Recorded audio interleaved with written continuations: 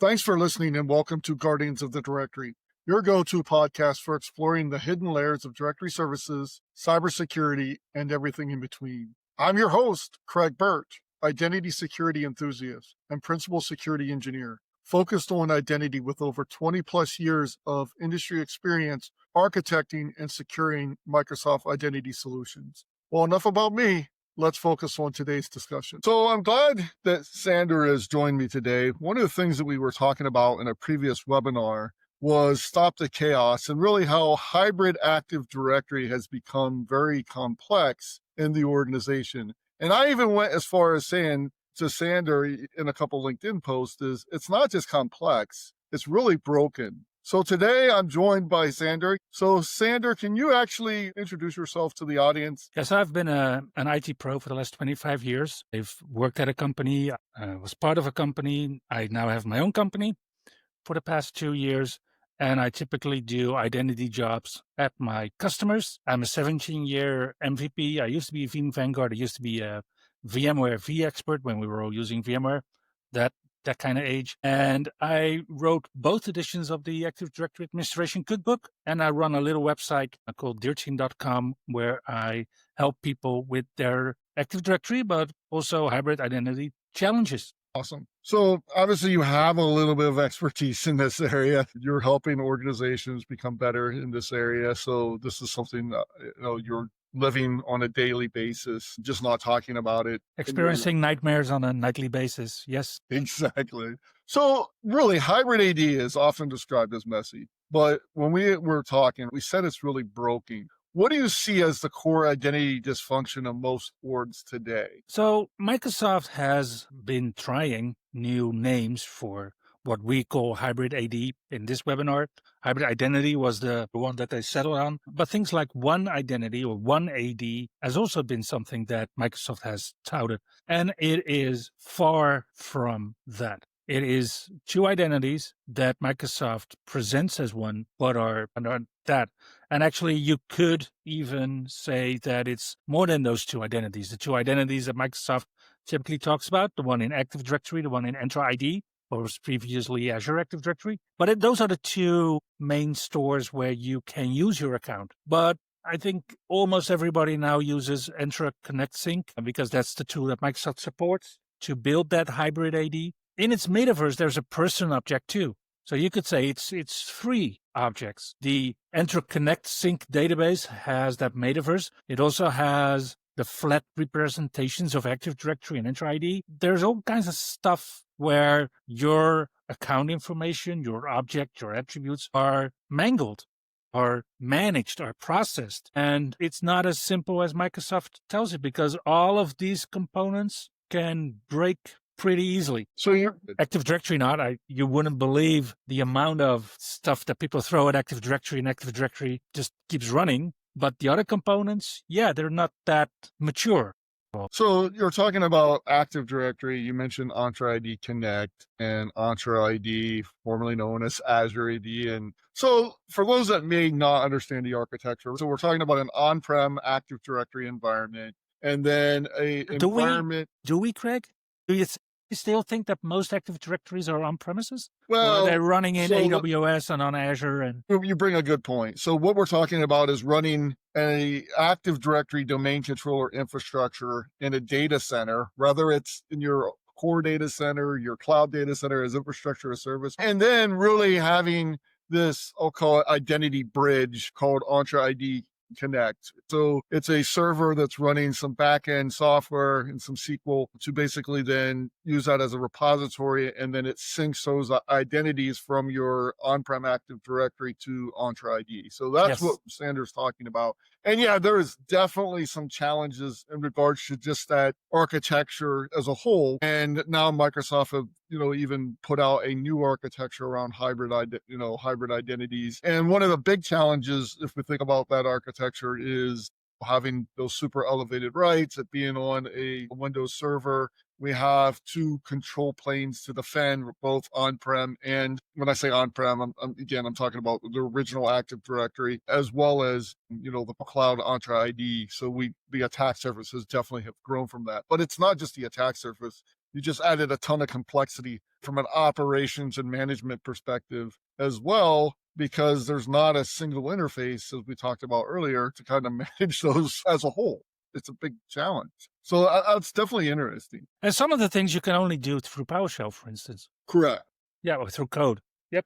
And that makes it hard because on the Active Directory side, we have had PowerShell. Well, I think reliable PowerShell since Windows Server 2012 for Active Directory. With Entra ID, we've had, we had the MS Online module, we had the Azure AD module, the Azure AD Preview module. We even had a version 1 of the Graph API PowerShell module, or PowerShell SDK it was. We're now, I guess, at version 2 of the PowerShell SDK for Entra or for the Graph API. Yeah, we might see a version 3, but every time we had some breaking changes, which makes it hard to keep telling people, you know what, if you're going to do things 3 times, do it in PowerShell. Well, with Entra ID, probably if you have to do it 7 times, then you can actually be more productive because you have to lifecycle your PowerShell scripts now. That is an interesting point, especially with, the most recent version of Graph API and deprecating SOL PowerShell commands that, we all grew up with. So Yep. I'm kind of dating myself here when I say that, but it is true. So one of the things we talked about is from an admin perspective, what do they get stuck going repeatedly in the organizations that are dealing with hybrid environments? What are some of the big challenges you see there? So one of the big challenges, of course, is backup and replication. So backup of domain controllers, backup of ADFS servers, backup of your Entra Connect servers, provisioning agents. Some agents cannot live together on the same Windows Server box. When you go deeper into hybrid AD with Entra password protection, Entra provisioning agent, Entra proxy agent, it has a new name now too, because we now have internet access. We no longer have Azure AD proxy. That's all into a new product. But if you go deeper, you'll see that it's all those little pieces that you have to continually look at, manage, and sometimes run PowerShell on. So you think it's just the overarching architecture that's causing this problem from the admins, or there are other pieces behind that that's causing some of these challenges? Well, the big challenge, of course, is that within hybrid AD today, the source of authority for user accounts is still Active Directory. And for a lot of organizations, they've started with Entra, or they started with Azure Active Directory, and now they have this weird app or servers or system that suddenly requires something like NTLM, and they have to do something with domain controllers on-prem, for instance, because it's for factory or whatever, and they don't want to do Entra domain services for that. And so it's all clunky, it's all meshed together, and you have to look at different spots to get the information that you need. If someone's self-service password reset in Entra doesn't work, then it's like 7-8 components that you need to check to make sure that you know where in that flow towards your domain controllers something went wrong, which is exactly what Entra will tell you. Something went wrong. Well, that's not that useful from a user perspective. It's calling service desk, and what happened? Well, something went wrong. So one of the things we also talked about as part of that webinar is the hidden costs, right, of managing this complex environment. You want to shed some insight on some of the things that we discussed in regards to operational, overhead, administrative overhead, those types of things, as well as from the CISO's perspective even? Yeah, so whenever an admin needs to switch from a server or switch to another dashboard, that's the word that Microsoft uses, and we've seen loads and loads of dashboards sprawl over the years. Even Entra has his own portal now. It used to be part of the Azure portal, but no, Entra now has his own admin center. So whenever you need to switch from one center to another, whenever you have to switch from one server to another server, it's those sign-ins, it's those handoffs, it's handoffs between teams, sometimes even. It just adds to the overall through time to get things fixed. Of jumping through all these other systems? Yeah, just for starters, yes. And then there's the things you can only do on PowerShell. So you need to know what you're doing, and you need to know that if you run it and you get a certain error, it's because you didn't elevate your prompt. And it's all those things that make it hard to manage. So would you feel like, obviously, if you started out with, I'll call it traditional Active Directory, not going to call it on-prem anymore, traditional Active Directory. Classic Active Directory, that's Classic what Active Directory. 365 now calls it. Yeah, classic. There was a certain level of upskilling, right? When I say upskilling, you had to learn, Entra, you had to learn this new architecture on how to do the identity bridge. So the identity bridge between there, and then obviously now we have, these I'll call traditional accounts that are coming from Active Directory, but then we also have a mixture of what we call cloud-only assets as well. That has really changed the landscape, how we have to manage these, as well as with traditional Active Directory. Going back to traditional Active Directory, we were primarily working with accounts that were our own business accounts. Yes, not But guests. with Entra ID, we've really flipped that, right? Because now we have guest accounts, we have B2B accounts, and we also have a lot of non-human identities. But it's really become a much more complex ecosystem than what we'll call traditional Active Directory. Yes. In the sense of that. Well, yeah. Classic Active Directory with just Windows user accounts, Windows devices, group policies. But yeah, Classic AD, as admins have been taught to manage since 2000. And it only changed. And Classic Active Directory only changes like every 3 years, right? You get, if you're lucky, you get a new functional level for the first, a new functional domain level. You get some new features that you can solve challenges with if you have them. Some of the organizations that I work with have tons of domain controllers. Yeah, there's definite new features in Windows Server 2025 that help them. But typically every 3 years. In Entra, there's like changes like 3 times a day. And I'm not talking about like just the spell check error things that they're doing and capitalization on title screens and things like that. No, there's definite new functions every month. And some of them, there's heavy weeks and there's slow weeks.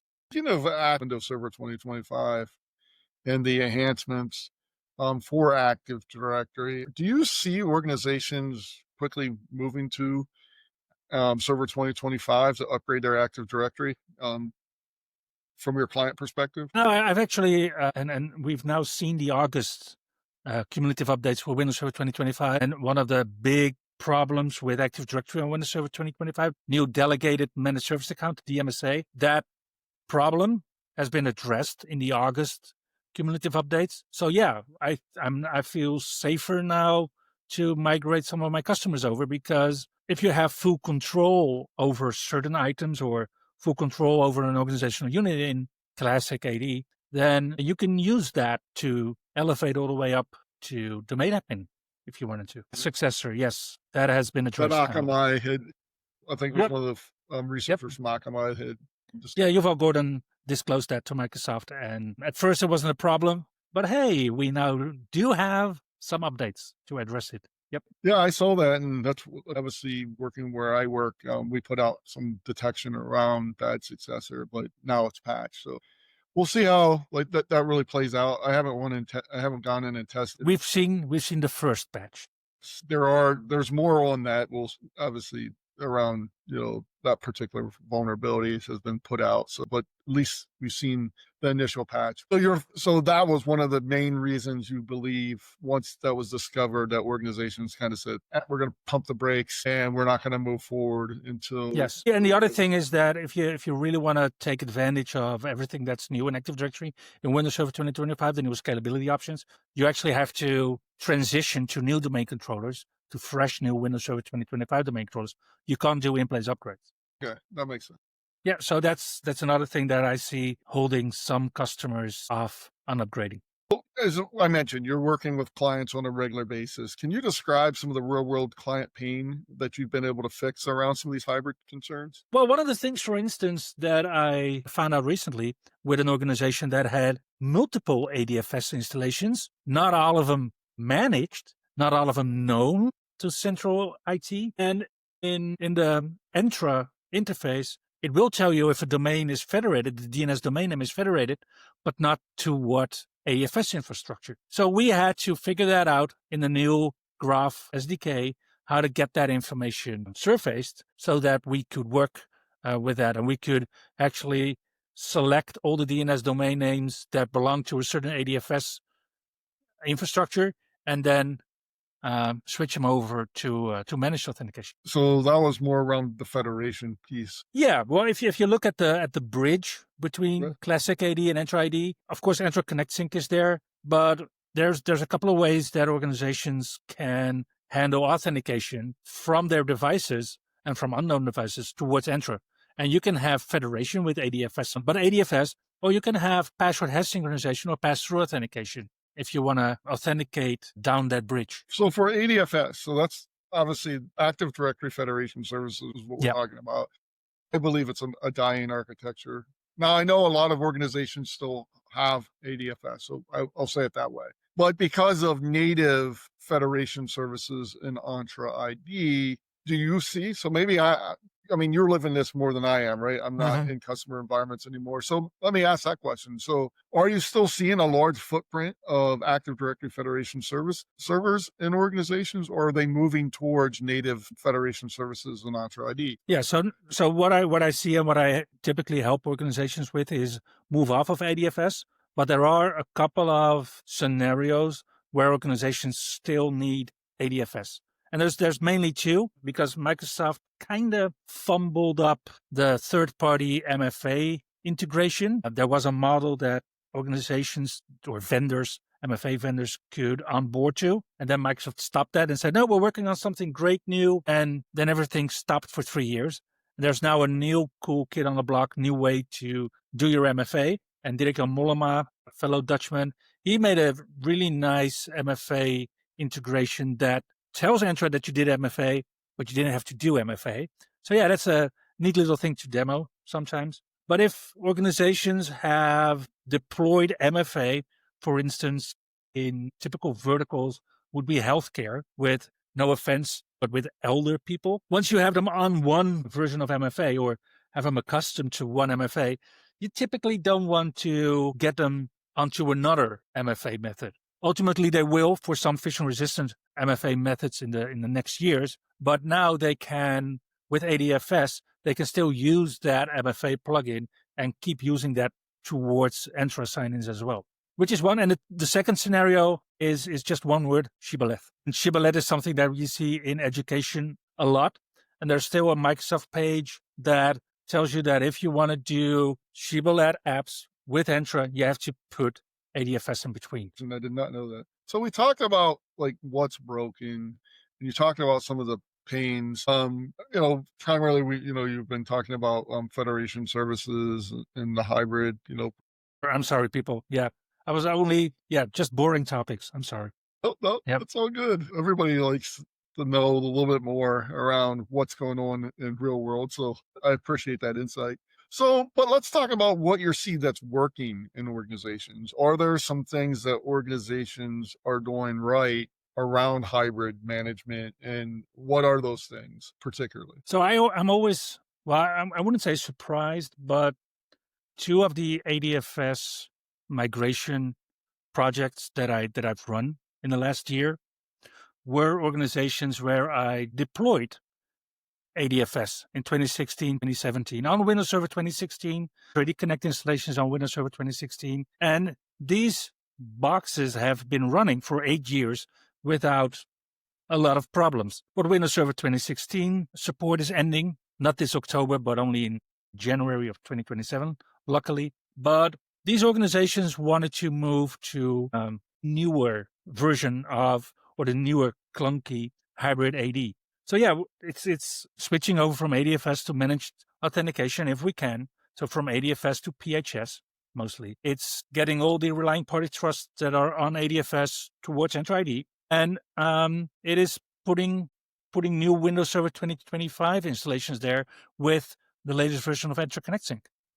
And that way, Windows Server 2025 will be supported for the next 9 years. That way, I hope that they don't have to look at the bridge that much. So When outside the bridge and Federation services, are there things that organizations are doing right in regards to management and really onboarding? So think about identity and access management or Mhm. identity governance and administration Yes. types of services. Because you've mentioned you're doing some of those projects as well. What are you seeing? I guess the good, the bad, the ugly, but also what is working for organizations so that they know what a normal, like an optimal model might look like. Yes. Can you share some of that?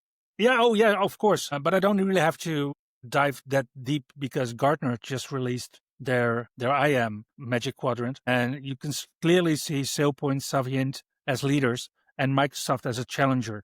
And that's how organizations that I talk to typically see the Entra ID governance features that are now in Entra. Some of these features, like access reviews and access packages, were part of Entra ID Premium P2 licenses before, but they're now all in the Entra ID governance package and in Entra Suite. So now if you really want to do IAM with Entra ID, you'll really have to get those licenses on top of the monthly licenses that you already pay for your users, for your workload identities, for Intune for devices, all that stuff.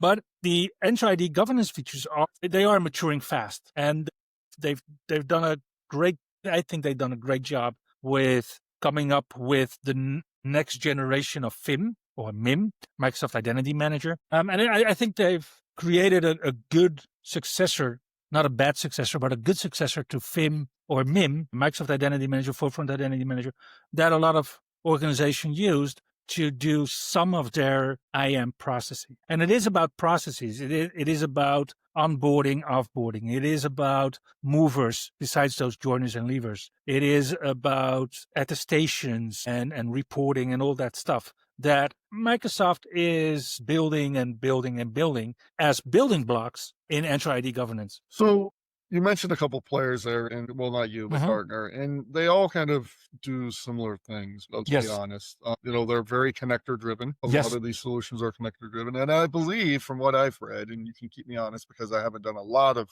deep research here, but I believe Microsoft Entra Governance has a lot of connector capability as well. In Yes. regards to that's kind of like their stance. They went down with connectors. So, and you mentioned, FIM, MIM, right? Identity management in Microsoft has been around for years. Let's be honest. It's been rebranded. Do you feel like this is just a rebrand of their existing platform, or did we really see a big shift with identity governance or Entra governance? Well, I guess it depends on how deep you want to look at it. So if we're looking at Entra Connect Sync, which also uses the same engine as FIM and MIM and ILM and IAFM and everything before that, all the way back to VIA, it is a time-based engine. So it runs on a schedule, and the schedules are getting shorter because FIM and MIM typically in organizations, they only run daily. Entra Connect Sync every 30 minutes, Entra Connect Cloud Sync every 2 minutes, but it's still schedule-based. It's not hooked based. It's not event driven. So how far did Microsoft come? I guess they looked at it, but it just wasn't feasible to make it event driven. So when you say event driven, there are solutions out there that are event driven. So Absolutely. basically, Yep.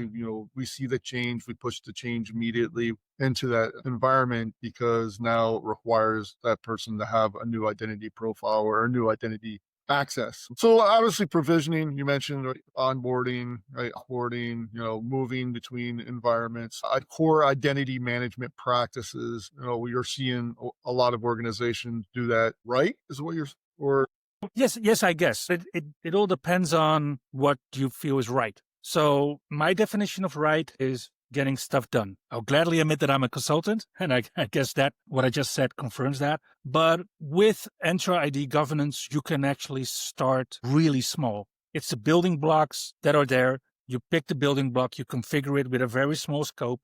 You can test it, you can let it grow, and then one day it encompasses your entire organization. You can't do that with SailPoint or Savient or whatever, especially not if you're migrating over from one IAM solution to another one. And there's a couple of them that are going the way of the dinosaurs. SAP IDM, for instance, is one of them that is really going away fast these days that I've seen a lot of projects on too, but you can't do it in a real fix it kind of start small way.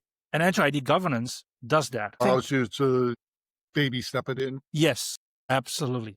Yeah, and I think that Microsoft feels that is their sweet spot with Entra ID governance. It's just that it only kind of works if you already have the Entra suite in terms of licensing. Because if you want to do anything with access reviews for all the people, you would need to get those licenses. So when you're talking about Entra governance, is it primarily just the traditional IDM activities, or are we talking now advanced management, hybrid management as well through a single interface? Once I provision these identities, can I manage these identities from a single platform using Entra governance? Or do I still have to go through all the different admin consoles, managing traditional Active Directory, because we're talking hybrid here, so managing traditional Active Directory, or have they gave a single interface to kind of address that? So the entire promise of a single interface is not there, and not yet, at least, because some of the things in terms of Active Directory objects can only be done through the old MMCs. But with SCIM connectors and the Entra provisioning agent to build that bridge back to on-premises, where most of the times you can use the existing ECMA 2 connectors from the FIM and MIM age, can do a lot. And I guess it depends on how far you're automating stuff, how far you can get. But in most organizations, I think you will always need to accommodate for a certain level of flexibility in the organization, like the movers that will mess that up. I don't think you can go 100% with IAM. Do I still have to delegate standing privileges to those environments for my admins? So yes. So I would have delegated admin rights inside of Active Directory, or I'd have to use roles to get signed. Okay. So no single way of kind of managing that. And that was one of the biggest challenges, right? A lot of organizations, they put these permissions in and they just grow over time. No one's really watching them. We talked about this at length. So that hasn't changed. That's still going to be a challenge. You said it initially. So it doesn't, I don't know if it's on the roadmap. We don't know what the roadmap fully looks like, so we won't go down that path. But it sounds like in the current state, even with Entra governance, you're saying hybrid identity management might be a little bit better, but you're saying that it is still broken. Yes. So for the actual data flow itself, you can use a service principal or an enterprise application in the GUI. But to manage it, you typically need a hybrid identity admin. And that's a long list of API permissions. But again, I would still have to jump between different interfaces to really do the full management. And if I want to give like password reset or group management, etc., in there. So speaking of groups, and does Entra governance allow you to do anything with dynamic group membership for traditional Active Directory, or is it only if the groups exist in Entra? No, that's actually one of the newer features in Entra Connect Sync since version 2.5.3, I guess, is that you can now have the source of authority for groups in Entra. The source of authority to do hybrid group management. Yeah, and that means that you can author them from the Entra portal, and then they flow into Active Directory. We've talked about management, and we talked about this hybrid architecture as well. What about security of these environments? Because the delegation piece and the high elevated privileges, obviously that becomes an expanded attack surface for those organizations. What are you seeing that organizations are doing differently to address that risk? So what we're seeing in the Microsoft ecosystem, so for Entra Connect Sync, but also recently for the Exchange Hybrid organization, is that Microsoft is relying more and more on applications instead of service accounts. So we typically have a service account, the Entra Connector account in Entra Connect Sync. That's a username and password. And if you put MFA on it with conditional access, it breaks. Microsoft has now introduced application-based authentication for Entra Connect Sync based on certificates. Entra Connect Sync rolls a certificate automatically every 6 months, and the certificate that Entra Connect Sync gets is tied to the TPM chip if you have a TPM v2 or a vTPM v2 chip on that Windows server where Entra Connect Sync lives. So we're seeing all that stuff going towards Entra applications. So towards enterprise applications and app registrations. Now, luckily, everybody understands how Entra applications work. So it's not going to be a big problem at all. Yeah, even Microsoft themselves fumbled around twice because Midnight Blizzard not only got access to the production tenant from Microsoft through applications, but even access to their top brass email. So yeah, there's at least some people in allegedly Russia who know how to work Entra applications. So we're not all lost. I mean, obviously, Entra, you mentioned it, right? There's a lot of challenges with managing Entra ID applications. Yes. The amount of permissions, application owner is, if you're referring back to Midnight Blizzard, as well as, application owner can change the authentication. So there's obviously big challenges there.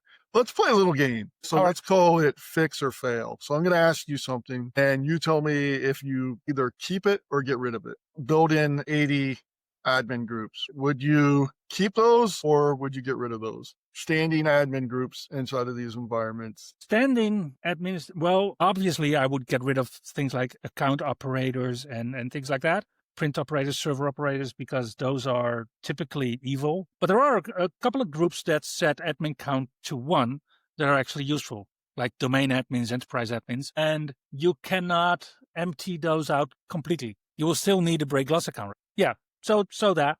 And for the rest, there's solutions like CyberArk and things like that to get privileged access. So we're talking traditional PAM solutions? Yeah, but with break loss. And for the break loss, just keep it as simple as possible. Doing role-based access or delegated administration at OU level. So think about AD delegation. Would you keep doing that or get rid of that? I thought you were going to ask me something different. Active Directory trusts, keep or fail? Fail. We can talk about that next. Active Directory delegations, it's hard to get right. But if you get it right, then it is workable. So you're saying you would keep going in and granting elevated rights, permanent elevated rights in traditional Active Directory? Based on groups, yep. And then add people to groups. And those groups can now come from Entra if we really want to hurt ourselves. Interesting. It's because I know that there's solutions out there that have totally gone away from that whole mentality. Yes. I'm just curious around that. Because obviously that's one of your biggest attack surfaces. Let's talk about another one. Using just SIM and we'll call it, the traditional auditing within Microsoft just for alerting and detection. Do you think that's enough? You're going to keep that or are you going to do something else with that? No, what you'll see with traditional solutions that are typically on-prem, that's where on-prem is. They won't do anything with Entra and things like that. And it's all fun and games if you still have ADFS and you have your ADFS logs into an on-prem SIEM that gets that. The moment you go to managed authentication, you lose all the sign-in information if Entra is not supported. And there are a couple of SIEM vendors that still don't support Entra. So yeah, you have to go beyond network, of course, beyond endpoint. It's what we call ITDR right now. All right, here's an easy one for you. Using custom scripts to do provisioning and automation of Active Directory and Entra ID user account management or user lifecycle management. All right. Well, so are you going to keep that or get rid of it? I'm going to risk fight with the prominent Microsoft 365 MVP, but I would get rid of them.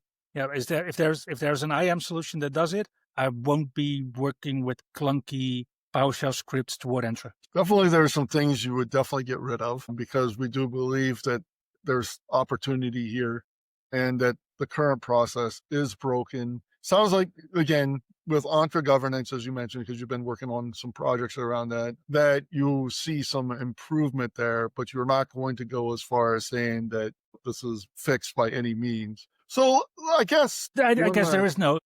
you're right. There's not an easy fix. You can't patch. We actually even said that. You can't patch your existing solutions. You would need to rebuild and think differently from the ground up. And that was one of the things we discussed, because if you try to patch, you're just going to continue to have, these broken, disparate processes, security, gaps in your organization, as well as even, recovery is one of the challenges. So if you could snap your fingers and change one thing in how companies are running hybrid AD, what would be the biggest thing? What would be the biggest thing? I think the biggest thing is in Active Directory replication. Active Directory replication in regards to hybrid identities, though? Because Entra Connect Sync determines a domain controller and it keeps talking to that domain controller.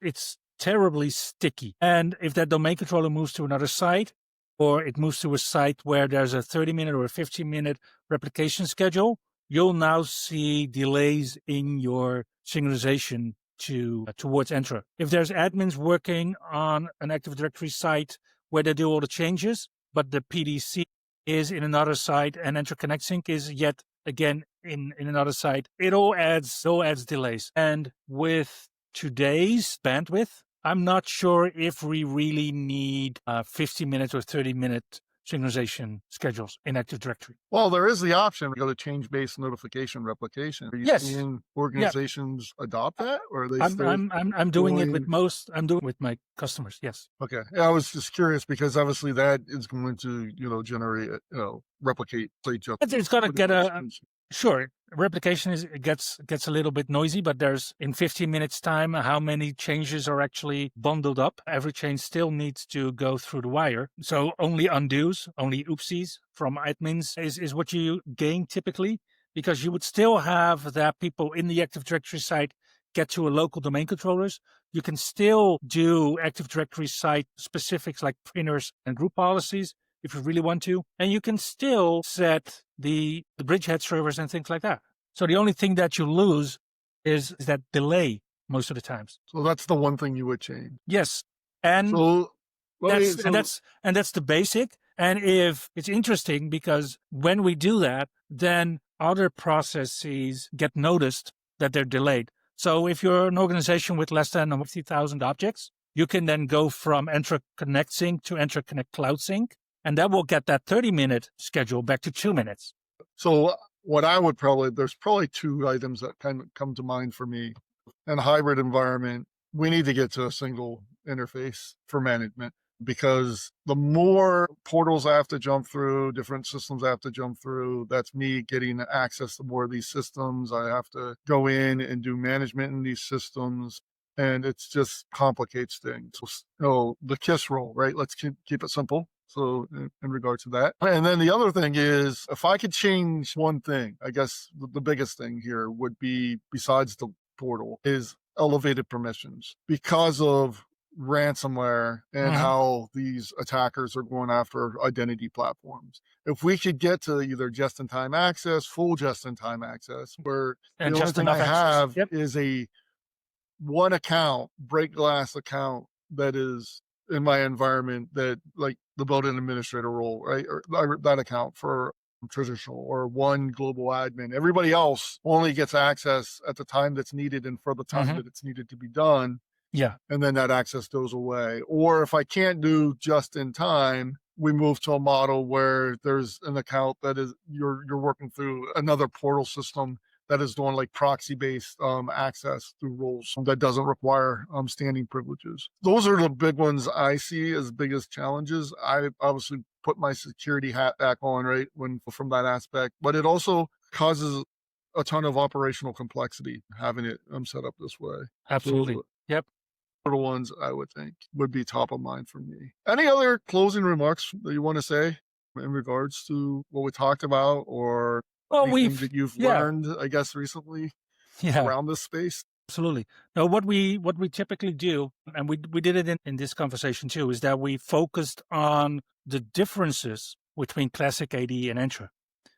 And because everybody keeps talking about those differences, some of the things that we need to do get bypassed, get forgotten by admins. So when we're talking about both Entra ID and Active Directory, they both need backups. And most organizations have backups for their Microsoft 365 data, their emails, their document libraries in SharePoint, their Teams chats. But it's really hard to restore those documents if you don't have the mailbox, because you don't have the user account, or because you don't have the enterprise application, or because you don't have the dynamic group expression, or because you don't have, well, there's a huge list of all the things that you might not have if you only do Microsoft 365 data. And some of that is not synchronized from Active Directory onwards. Or your guest accounts, for instance, if you empty out your Entra ID, then you also empty out your guests. And those are pretty hard. Well, I must admit, for some organizations, it would be a welcome purge.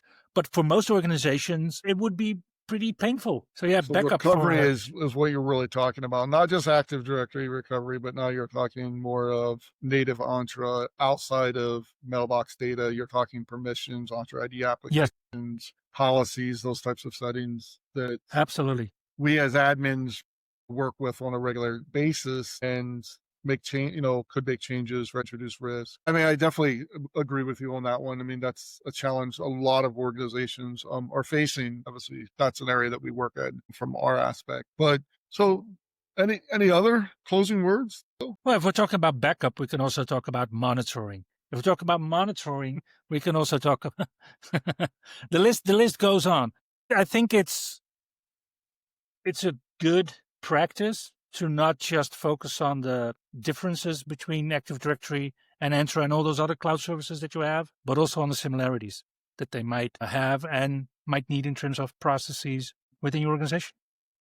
You're saying think about some of the similarities so you can build consistent processes across those environments. Is that what I heard? Yes, and let's make it even shorter. Think. There you go. Think. It's always a great thing. Yeah. All right. Well, I really appreciate you joining today's podcast. Obviously, it was a pleasure to have you here, and I'll be looking for new content coming out from you. And obviously, I want to learn more around the Entra governance as you're digging deeper into it. It's an area that I haven't really done a whole lot of research yet. I mean, I've done a little bit, but it sounds like you are really in it right now on this project. I'd love to hear more how that turns out in the future. But again, thanks for your time, and I look forward to having you back on one of my episodes. Thank you. Thank you, Greg. If you like this episode of Guardians of Directory, please be sure to subscribe on your preferred podcast platform. Until next time, stay guarded, stay informed, and be the guardian of your directory.